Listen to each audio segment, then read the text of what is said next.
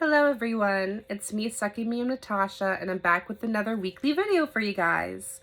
For you guys who are new, welcome to my channel. I do post weekly videos surrounded by spirituality, stuff about eclectic witchcraft, spirituality, shadow work, intuitive gifts, Reiki, things of that nature. So if you're interested in that content, please hit that like button and subscribe so you don't miss any of my videos.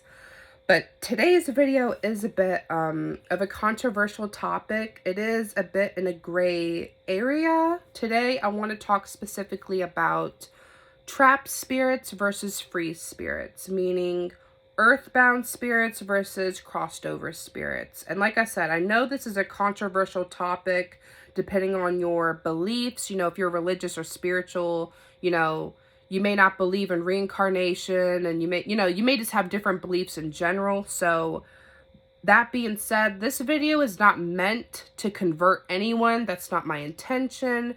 I just simply want to share my take, like my perspective as an intuitive, as a spiritual practitioner, from what I have gathered from my experience and my knowledge from my own work and working with clients about this topic, because I find that this topic is not very, it's not openly talked about. And I hope that, for those who are open and receptive enough to receive this information will get it. I do find that I have this conversation often with my clients, so I thought that I should just dedicate a video just for this. So let's get into it. So I think we should first talk about earthbound spirits or trapped spirits. I want to talk about, what is an earthbound spirit? How does it happen? What are some characteristics? Like, how can I tell? Things of that nature. And then we'll move into crossed over spirits. And then I'll give you some tips on what if you have a loved one that is earthbound. Is there anything you could do for that, even if you're a beginner? So let's just go into the video. So an earthbound spirit is typically a person who was human in life, and they had died, they deceased, and there's this period that you go through after death that people have to process what had happened in their life. And there are times, as you can imagine, certain periods of your life that you may feel kind of stuck on. Either you haven't fully healed from, or maybe you just didn't have closure with, or you just kind of suppressed it, stuff like that.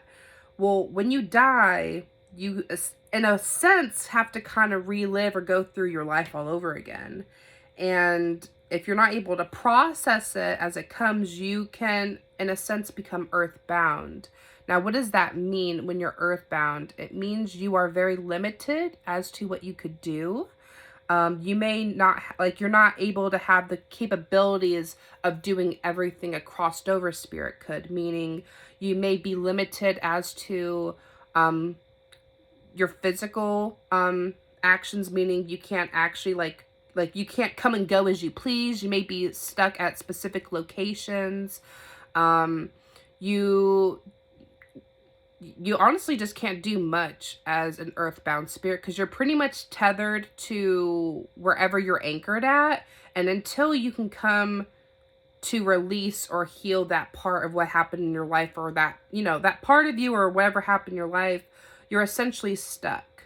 So when you're an earthbound spirit, you become bound to either an object, a person, a physical location, or perhaps even a memory that happened. Some people can kind of stay like in a mental loop, like a limbo of sorts, depending on what happened in their life, if it was traumatic and things like that. So there is a lot of different variations and cases, that can happen with earthbound spirits. But typically, the way I recognize an earthbound spirit is, let's say I'm having a reading with someone and they want me to connect with a certain spirit. For me, as an intuitive, I connect best through names to be able to anchor and get a lock on someone's energy signature. And then I can go deep and dive into that energy.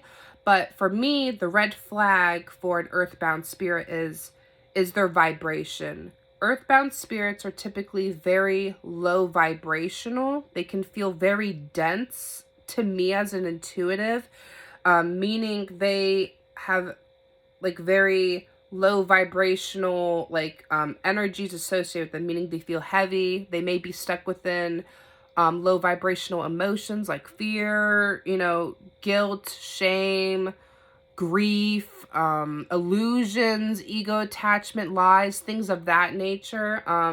They can get stuck within that loop or that cycle of feelings or that perspective, that mental perspective. They can be stuck in that. But typically, when you, again, are earthbound, there's just not much you can do as much as if you are free, because you're low vibrational, you're dense, you're very limited as to what you can physically do. And depending on, again, what has happened to you, the severity of your life, especially if you died suddenly or if you had trauma or if you have, yeah, let's go into that. What are the reasons why somebody becomes earthbound? So you could have unfinished business. You can feel, could be confusion, especially if you died very suddenly. You may not recognize that you're, deceased. You may simply be lingering on because you want to say goodbye, or you're not trying to say goodbye, you're trying to hold on. You may want to help a loved one. I have seen that sometimes where someone is choosing to stay tethered or anchored to a specific person because they want to help their loved one. That happens sometimes. And a big one, especially if they are religious or if anything, I'll just go into it. A big reason is fear, whether either fear itself or fear of judgment. Because some people, they will literally prevent themselves from crossing over because they're like, oh my gosh, I don't know what's on this other side of this. I don't want to leave, even though I don't like this place, what if from where I leave here is worse, or what if when I cross over, I don't see my family again? They just have all this, they just have this uncertainty that they're just like, oh my gosh, well, this may not be ideal, but I don't want to leave what I know and then lose everything, or everything goes black or poof. There's that fear of that unknown or that judgment, or, depending on what their beliefs are. So that also can prevent people from fully crossing over. Another reason I want to talk about how people can become earthbound is actually from the living people that are the loved ones. Sometimes the living can be holding on so tightly to the deceased that it will actually prevent the deceased from fully trying to cross over, because it's the living that is basically holding on too tightly.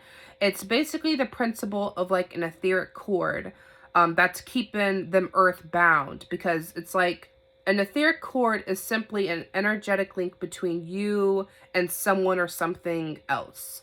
And that can that can happen between you and living people, objects, places, and even spirits. So if if you're holding on to mom who feels ready, that she's ready to cross over and she wants to, come visit you, but you're holding on to her so tightly and stuff like that, that's going to prevent her from crossing over. And I have seen that. I've had some cases where I had to tell some clients, hey, I feel that this person's in a very good mental place, but I feel that there's this very tight grip almost on them. And the way I interpret this is, I feel that the living, the family may be actually keeping her from being earthbound. I have told that story to other clients because it does happen. People think, oh my gosh, I don't want to be the reason why she doesn't cross over, but we're human, we all need our own time to process, and grieve. That's normal. But like I said, with all that being said about earthbound spirits, they're typically low vibrational. There's lots of reasons that can keep someone from being tethered, to loved ones, to physical locations, to memories, to items, depending on their sentimental value and things of that nature.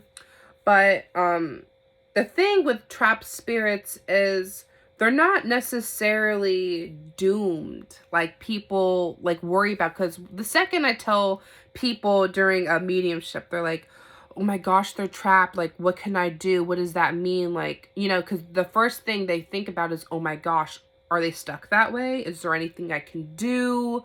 That's usually what comes up. And I'm like, okay, well, for one, it depends on the willingness of that spirit or that person. Because for one, if they are willing to confront their darkness or that stuff that they're kind of stuck on, like if they're willing to confront their healing, essentially, if they're willing to confront their healing, then yes, there is hope for that trapped spirit. But if they are not ready to confront that their own healing, then yes, they can choose to stay earthbound. Like, it's about free will, it's choice. That's what Source, the Creator, God, however you want to word that, given us humans. That's our gift. We all have free will, and we still have free will after we die. So if you choose to still not go through your healing and stuff like that, then that's fine. You can just be an etheric being on the astral realm, and you'll just be doing your own thing or just staying in your own little box, whatever. But, you know, if they are willing to confront their own healing, and they're willing to, you know, move forward or get help for this, then I'm gonna give my suggestions on that. For earthbound spirits, typically I find that, you know, they have their own healing to do. It's almost like they're doing their shadow work, but in the astral realm. So sometimes you may need to pray to them or talk to them in order for them to not only have that that mental thing of, oh my gosh, someone's thinking of me on the other side. Like, there's hope for me. I'm not forgotten, you know? And also, they just want to be heard and recognized. You know, there's a lot of people that, well, spirits, that once they cross over, or like that once they die, they think that they're instantly forgotten, that they don't matter, that they're just poof, you know? And it's not that way. But if you have a loved one who is earthbound and you want to help, I truly, I prefer to call on to archangels, especially Archangel Michael specifically, to help with the earthbound spirits to cross over. Because for me, as an intuitive healer, I can cut a door or a threshold for spirits to cross over. But the thing I've noticed is vibrationally, they have to be able to cross it. Like, even if I'm like, yes, I will help you, I can cut a door for that person. The thing is, they have to, again, vibrationally be able to pass through the door. So it's like, if they're too low vibrational, they're too heavy, you know, then they can't physically cross over. That's how it is. It's about energy. So, again, it's about shadow work. So I think that prayer, talking to them, perhaps even giving candle offerings to your earthbound spirits will help them. And the reason I say candle offerings is because you're dedicating a candle to that spirit. And spirits still need energy to be able to replenish themselves, maybe to interact with you, maybe to become a physical apparition. There's, you know, it gives them the ability to physically do more things. You know, they still need energy. They can't eat a sandwich like they used to, but they still need raw energy. So I like to do candle offerings, especially for earthbound spirits, because it forms a strong psychic link between me and that spirit that I'm dedicating that candle to, as well as they're taking the energy associated with that candle so that they can replenish themselves, and then we can interact more with each other. Whether it's through, you know, dream state, meditation, me actually channeling them. You know, I just find that it's like giving back to them, to the earthbound spirits. So I always recommend that if you want to help an earthbound spirit, like whether it be your friend, a loved one, ancestor, whatever, typically I like to call on archangels. Personally, I connect with Archangel Michael personally, for my work and what I do. I also cut doors for earthbounds, but if you're not like at that level, you may need to pray on either deities or saints or angels or whoever you feel connected with to help you, to assist that spirit. But I do find that you should speak to the spirit, you know, talk to them, as well as, you know, also give them some form of offering. Now, unlike trapped spirits, free spirits, crossed over spirits, they already moved on, okay? So, but the thing is, people think, well, once you cross over, what happens? You know? And the thing is, when you cross over, it just means, again, you vibrationally like went through that threshold. And you are actually able to physically do more. You can visit all your family or go across the world. You know, you can interact with your ancestors, you can interact with other spirits, because when you're earthbound, you cannot interact with other spirits all frilly-nilly like you could if you're crossed over, because it's a vibrational thing. You're going to be stuck within low vibrational. So when you crossed over, you're able to interact with a huge wide range of interactions, and you're able to physically do more. There's no limitations as to what you could physically do. You can choose to, you know, help loved ones or become a spirit guide if you even wish, or you can choose to do your own thing in the astral realm or you can choose to reincarnate. It's really up to you what you wish to do. But typically, I've noticed that a lot of crossed over spirits, they typically do come back. You know, they come and go as they please, basically, is the way I see it. And some choose to come back to, you know, this world, whether it's for acceptance of over, you know, whether culturally or personally, maybe to give or receive support, to assist other trapped spirits, especially if they're like loved ones or within the same family line. I've noticed that ancestors will help the earthbound, you know, deceased, to help them. Some spirits decide to come back to visit to celebrate or to give comfort, especially. But regardless of whatever reasons crossover spirits decide to come back, what sets them apart from the earthbound is about their vibration and about their capability of what they're able to do. Because typically once you are crossed over, it's like, oh, it's like you get like an all access pass, you know, like you're able to physically do more. It's more about what you wish to do at that point. You're not necessarily tied or you have to do this. So there is definitely freedom when it comes to being crossed over. It is the ideal. It basically means that you went through life, processed life, and you're now just simply in the afterlife, you know. But again, you can take from that what you wish. You can take on a different role. You can choose to reincarnate to go further for your own soul evolution journey. You know, there's so many ways you can go about this, but the major difference is, you know, earthbound, you can't do much. You may be actually stuck or tethered depending on your situation, and you're typically low vibrational. And as you can imagine, you know, with all the trauma and wars and stuff like that in the world, you know, there is a lot of trauma, you know, especially like, and you know, that I have came up with. So I hope this video was very helpful on the difference between earthbound spirits and crossed over spirits. If you have any particular questions about this topic, please feel free to leave them below in the comments. I wanted to give a very simplistic but general sense of what this topic is. I know it's controversial. I hope I didn't upset anyone, but I'm just trying to share what I feel I should be sharing. I'm trying to push myself, basically listen to my higher self. So thank you guys for watching, and blessed be.